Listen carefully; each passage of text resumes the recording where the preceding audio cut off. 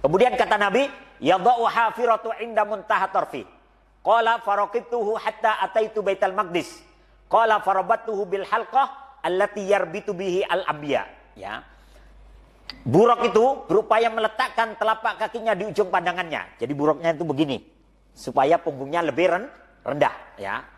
Maka aku menungganginya. Jadi Nabi naiknya itu enggak berat, karena buruknya sendiri begini. Ya, sehingga posisi punggungnya itu lebih ke bawah, sehingga Nabi menungganginya. Dan buruk itu membawaku hingga sampai ke Baitul Maqdis.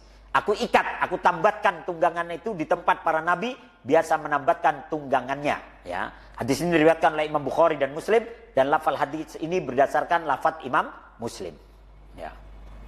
Tentang Isra dan Mi'raj ini, Ibu Irena Handono pernah menyatakan bahwa tentang Isra dan Mi'raj ini sudah disebutkan dalam Perjanjian Baru, ya, Kitab Wahyu pasal 19 ayat 11. Lalu aku melihat surga terbuka. Sesungguhnya ada seekor kuda putih, dan ia yang menungganginya bernama Yang Setia dan Yang Benar. Dia menghakimi dan berperang dengan adil. Ya. Jadi di situ disebutkan, kata Ibu Irena Handono, bahwa Yesus berkata, lalu aku melihat surga terbuka. Sesungguhnya ada seekor kuda putih, dan ia yang menungganginya bernama Yang Setia dan Yang Benar. Nabi Muhammad kan namanya Muhammad, terpuji. Tapi ini Yang Setia dan Yang Benar. Ternyata ini nama julukan Nabi Muhammad. Bahwa sebelum jadi Nabi, Rasulullah itu dipanggil Al-Amin. Orang yang dapat dipercaya.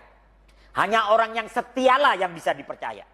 Dan hanya orang yang omongannya benarlah yang bisa dipercaya. Dan Rasulullah itu sudah mendapatkan julukan itu dari seanterio Arab.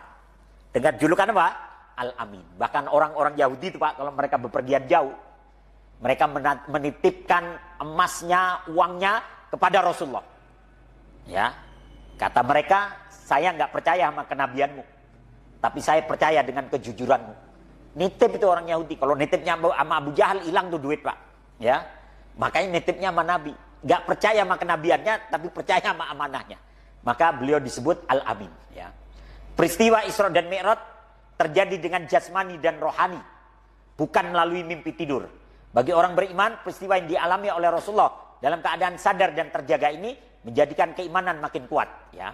Dalam perjalanan ke Masjidil Aqsa, Rasulullah mampir di 5 tempat. Ya, pertama mampir di Yasrib, kemudian disebut Madinah.